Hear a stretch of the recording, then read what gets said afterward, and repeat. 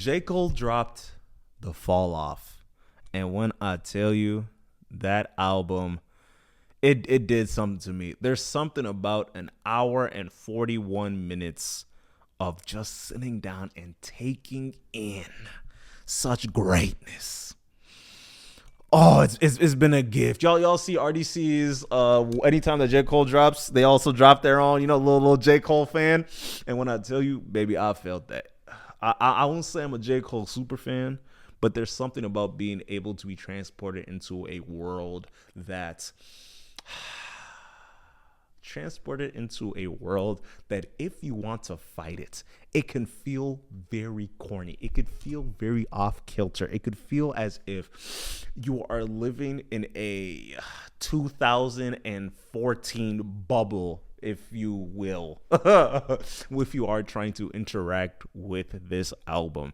And I feel like that's very important for the context of what he is doing with this album, particularly because of it seems like the story of what it feels like to get on and eventually you will not be as hot as you once was 10 years ago. And the fact that he's able to come to terms with the fact that his best days are behind him, or let me scratch that, the best days of what he was feeling at the moment of when he was creating his content at first is behind him in totality, because he is in a new place. He's in a more important place to him. He has grown. You can't be rapping about bitches, monies, and weeds and doing foursomes and drinking and partying and being outside and going to Milan and going to Vegas and then going to this place in the span of 38 hours. It gets to a point where it's like the priorities that I have for myself, one, is different, but two, I'm seeing the world in a vastly different place, and I don't think that needs to be shared with you guys. I've already shared what I could possibly give musically, and I found it interesting that he was saying this will be my magnum opus. This will be my most important drop. This will be the drop that I'm able to ride off into the sunset with, because of this album does a couple things. When you listen to these songs, if you listen to them in totality, one after the other, it is absolutely beautiful. It's segmented in a way that you are not only just following, I think there's two separate stories that are going through, but it feels as if everything, if not repetitive, but purposeful.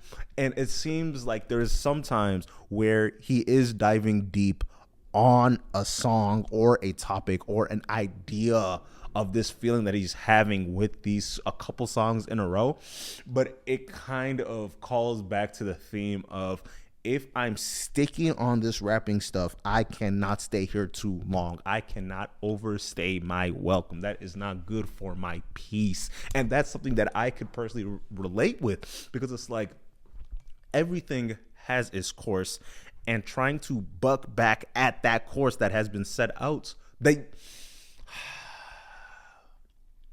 and it's not even like J. Cole can't keep making music forever, because we've seen his feature game.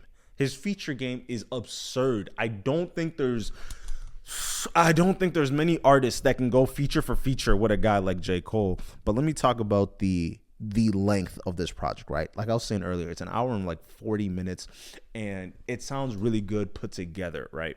As a soliloquy all together.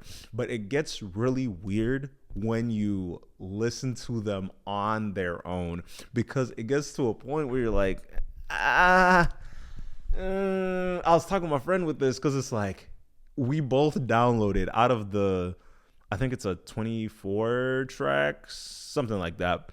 There was legitimately 18 songs that you're like, oh, save.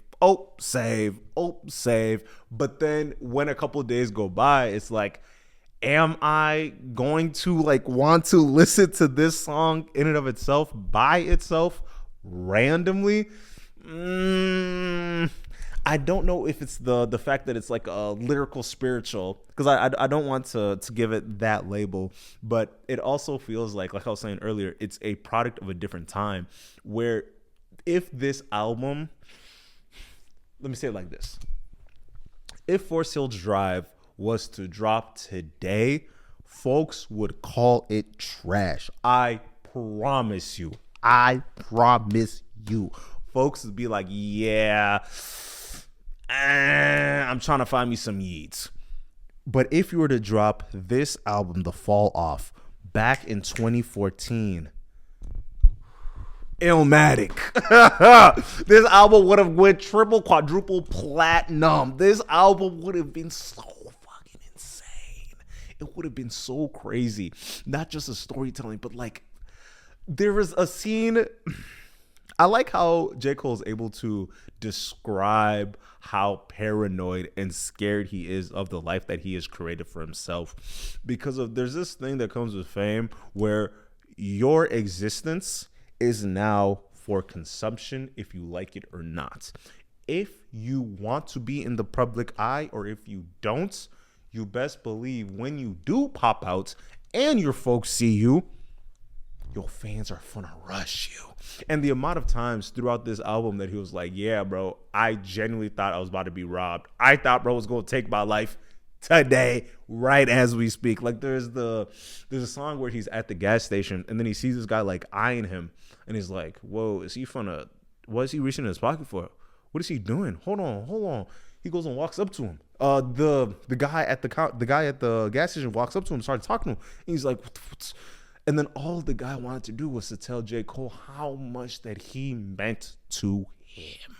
The fact that J. Cole's existence saved this man's life. And I find it like honestly cathartic because of music has this way of being able to stick with you in a way that a lot of other mediums really don't scratch the same surface. Like you could say YouTubers or even actors, streamers, things of that nature, but there's something about a musician being able to play in the background, kind of like the soundtrack to your life, where the importance of that moment is being surrounded and amplified. The fact that there's this music in the background that has just, for some way, somehow, the universe played this song that's encapsulating this moment, that's telling me, that's regurgitating the fact that I am feeling alive at this moment, or I am sinking into a hole as we speak. And guess what? That song was with me. Even, funny enough, I've talked to folks when it comes to like why they like emo music, for example, right? And they all tell me the same thing. It's like, well, I feel it. The pain, the heartache, the fact that this guy they are putting words or they are putting sound to the thing that I cannot express myself. They're able to paint a picture instead of me going inward and trying to honestly end it all, scratching at it, cutting at it, doing all this, trying to drink it away. I'm able to fall back into this screamo music that's able to make me feel something. And guess what? Eventually I'm gonna get out of it.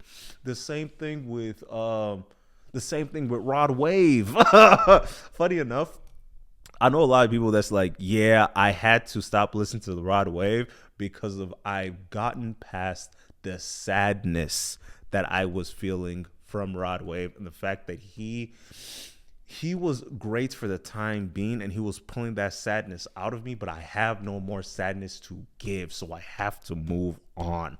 And I find that music has a way of encapsulating how you feel in a way that is so difficult to express and explain.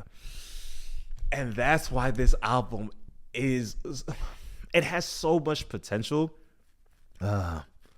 This album, The Fall Off, feels like this final goodbye to a cold-hearted, a deep J. Cole fan, because of it always hurts when you start seeing your idols become corny, when you start seeing them fading away from relevance, you start seeing them doing things that you swore they was never gonna do. They was never gonna embarrass you like they embarrassing you right now. But they always do. And that's why I'm so glad that folks can have the not just self-assurance, but being okay with the fact that it's over. The time has passed. And you know what? It does not define me, that the fact that I'm not doing this anymore. It does not. That will not be the last thing that I am known for. There's bigger and better things, or even if there's not, I'm able to find joy in the life that I'm going to live after this moment is done. And that's why I feel like this J. Cole album was so beautiful. But no, there's some songs that I really enjoyed off this album. The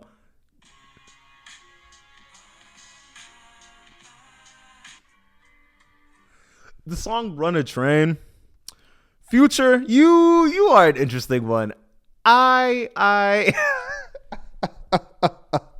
I have this conversation with my friend once every 3 days where I'm trying to figure out how Future has been able to stay not just relevant, but been able to hit so many different peaks in so many different generations without seeming to sell himself short to try and stay on like we've seen with a lot of other artists. And another song that I liked off of this album, Life Sentence. I love it when folks find love. He found his one. Oh no, I feel it. He getting out the game because he loves his wife and kids. Shouts out to you. That's what I'll say about that. There's something about having the one at the crib that just makes you say, you know, this is not even worth it. And guess what? I like how he was able to be honest with how much sacrifice that it genuinely does take, being all around the world when you are actively missing such critical moments of your kid's life. Watching them every time that you leave a home, by the time you get back there, they're a season older. What do you mean you can drive now? See, this is ridiculous. But speaking of love,